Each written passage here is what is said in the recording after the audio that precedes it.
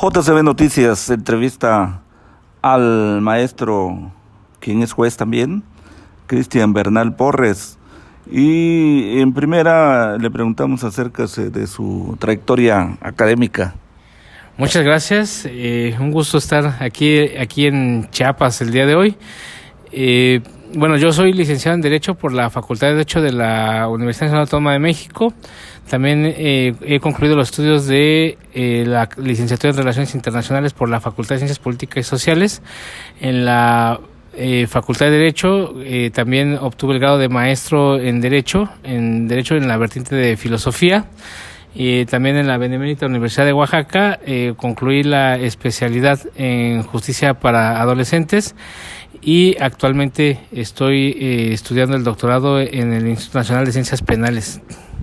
El INACIPE. Así es, el INACIPE, allá en la Ciudad de México. Maestro, háblenos acerca del juicio e individualización de la sanción y reparación del daño. Bien, la reparación del daño y la individualización de la pena se llevan a cabo una vez que concluye la etapa de la audiencia de debate, en donde se acredita la existencia del delito y la existencia del delito y la responsabilidad penal. Se señala una audiencia que debe tener verificativo dentro de los 5 días siguientes, en las cuales únicamente se debate la pena que se va a imponer al todavía acusado, el monto de la reparación del daño que habrá de cubrir, la forma en que habrá de cubrirse, y en su caso el juez debe de pronunciarse respecto de la concesión de beneficios y sustitutivos. Esto lo encontramos en el artículo 409 del Código Nacional de Procedimientos Penales, y en esa audiencia prácticamente sigue las mismas reglas que el juicio oral, es decir, es ante el juez o tribunal de enjuiciamiento. Existen alegatos de apertura, la posibilidad de desahogar prueba respecto de estos aspectos, y concluye con los alegatos de clausura y la emisión de la determinación por parte del juez.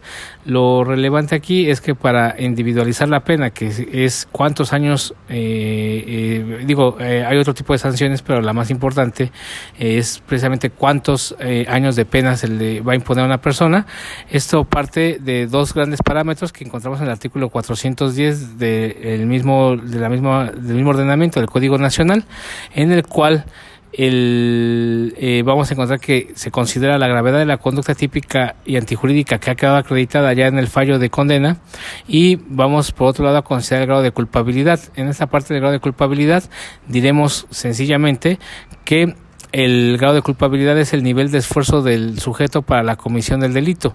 Es decir, no es lo mismo una persona que comete un delito porque está predispuesta a hacerlo. Por ejemplo, una persona que tiene mucha hambre y va y toma un pan, pues eso es un robo, pero él prácticamente, salvo que en alguna legislación de los estados exista una excusa absolutoria respecto a este tipo de robos, pero a esa persona se le impondrá una sanción mucho menor a la que se le podría imponer a una persona que planeó un robo y no tiene una necesidad como lo tiene esta persona, y básicamente su motivación, es decir, ahí es importante la motivación, responde a un aspecto de ambición o de obtener algo que por lo cual no ha trabajado.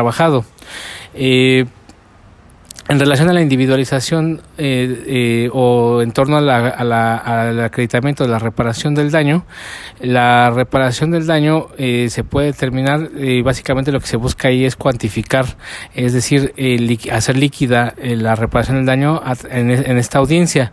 En caso de que no sea posible establecer un monto líquido, los derechos de la víctima se van a dejar a salvo para que ante el juez de ejecución se pueda llevar a cabo esta liquidación, es decir, establecer cuál es la reparación del daño. En este punto de la reparación del daño es importante considerar lo que establece la Ley General de Víctimas, en el cual la Ley General de Víctimas va a establecer una reparación del daño mucho más amplia, que es la llamada reparación del daño integral. Por ejemplo, puede ser una disculpa pública, pueden ser los gastos que rogó la víctima en cuanto a los abogados, por ejemplo, reparaciones simbólicas que también se han dado, como poner el nombre a la calle a una víctima. En el caso de la Ciudad de México se han puesto placas, por ejemplo, a nombre de algunas víctimas para el efecto de reparar un daño integral. ¿Recuerda usted en este momento el nombre de algunas calles de la Ciudad de México? bueno, hay un caso muy famoso que la fiscalía puso un nombre de una placa, que es el caso de Lesbi. De ese me parece que tiene hasta un auditorio con su nombre. Esa es una que sí ha ocurrido. Aquí hay un tema importante. La Ley General de Víctimas, una de las críticas o observaciones que podemos hacer es que no hace una distinción entre víctimas del Estado diversa a las víctimas por la comisión de delitos. Entonces, al dar un tratamiento similar, las consecuencias son similares en cuanto a estos aspectos de la reparación de la reparación del daño. Entonces, es obvio que los delitos, en esencia, surgirían por genéricamente hablando, aunque no forzosamente hay que ser así, por una falta de presencia del Estado o una falta de una oportuna intervención del Estado, sobre todo en las causas de los delitos, ¿no? Por ejemplo, en los aspectos de prevención. Entonces, bajo esa óptica, pues es que se ha generado esta concepción similar entre las víctimas del Estado y las víctimas del delito. Digo, finalmente estas reparaciones simbólicas, eso es ejemplificativo, sin embargo es posible, y refiero en ese caso, cuando menos ha ocurrido cuando la Fiscalía le ha puesto el nombre de esa víctima. He escuchado, aunque no se ha concretado, que existe la posibilidad en torno a otras víctimas también de llevar a cabo ese tipo de reparaciones del daño. Maestro Bernal Porres, dentro de la ley de atención a víctimas, no sé si tiene conocimientos que existe una partida presupuestaria para la atención a víctimas, y que en las entidades federativas el presidente de los tribunales de justicia lo asigna en diciembre, en el fin de año, para los magistrados. Bueno, yo de esa situación de la asignación a los magistrados no tengo obviamente conocimiento, pero en efecto la legislación siempre ve que debe de existir un fondo de apoyo a víctimas. De hecho, quienes acceden a estos mecanismos se les apoya económicamente, se les puede apoyar durante el proceso, porque finalmente son víctimas conforme a la ley, a partir de que la autoridad tenga conocimiento de ello, y también el Estado tiene la obligación de ser de subsidiar, es decir, si la persona que provocó el daño no puede cubrirlo y se accede a este fondo este fondo de apoyo a víctimas del delito, entonces el Estado subsidiariamente podrá llevar a cabo esa reparación del daño, ya que la persona que ha sido condenada pues no tiene esa capacidad. Esa es la realidad del fondo de víctimas. Después, si en alguna entidad federativa se da un uso distinto.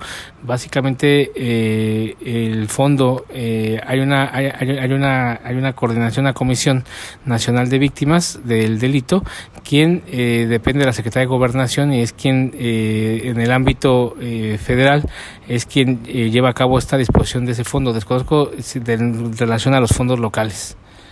Maestro Cristian Bernal, antes de iniciar la entrevista radio periodística, nos comentaba, podríamos decir en pasos perdidos, acerca de los jueces, ¿no? ¿Cuáles son las funciones de un juez de control y cuáles son las de un juez de enjuiciamiento? Bien, en el proceso penal nosotros tenemos vamos a encontrar dos tipos de jueces. Los jueces de control, quienes tienen la expectativa de participar en el proceso penal a partir de la presentación de la denuncia de querella. ¿Por qué? Porque finalmente ellos pueden conocer acerca de solicitudes de nulidades derivadas de violaciones a derechos humanos, o bien en el caso de omisiones por parte de la agente del Ministerio Público. Vamos a ver su participación más activa, por ejemplo, en el caso de ratificación de medidas de protección, y ya de forma plena a partir de la audiencia de formulación de imputación, vinculación a proceso, imposición de las medidas cautelares y hasta la emisión del auto de apertura a juicio oral. Un juez de control tiene la característica de que va a tomar muchas determinaciones a partir de la observancia del hecho material de la acusación, lo que implica básicamente que en muchos casos, a partir de la apariencia del buen derecho, tienen que llevar un prejuzgamiento en torno a un hecho. Y en el caso, ellos estarían impedidos para conocer en la etapa de juicio, respecto de un juicio, precisamente por ese conocimiento que ya tuvieron. Por ello es necesario que exista un juez de enjuiciamiento, quien es al mismo nivel, ambos son jueces de primera instancia. Sin embargo, el juez de enjuiciamiento es quien va a llevar propiamente la fase de juicio, en donde a partir de una forma controvertida, cuando no se logró una salida alterna, una forma anticipada ante el juez de control, va a resolver la controversia a partir del desarrollo de un juicio. Aquí hay que señalar que los jueces de control hoy por hoy deben de resolver aproximadamente entre el 95 y 97% de los asuntos, mientras que el juez de enjuiciamiento está en posibilidad y debe de resolver únicamente aproximadamente entre el 5 y el 3% de los asuntos que fueron judiciados por parte de la Fiscalía. Es decir, quien mayormente resuelve conflictos es el juez de control, y por excepción va a intervenir el juez de enjuiciamiento cuando no se llegó a una salida alterna, como una suspensión condicional del proceso, un acuerdo reparatorio, o bien cuando no se logró una forma anticipada, que es el procedimiento abreviado. Maestro Bernal Porres, si no desea usted agregar algo más, le agradecemos la entrevista radio periodística. Pues agradecer el tener la oportunidad de compartir, de estar aquí en este bonito estado, con excelente comida, excelentes personas, siempre todos muy amables, y reconocer la gran cultura y riqueza que hay aquí en Chiapas. JCB Noticias, Juan Carlos Vilchis, Genovés.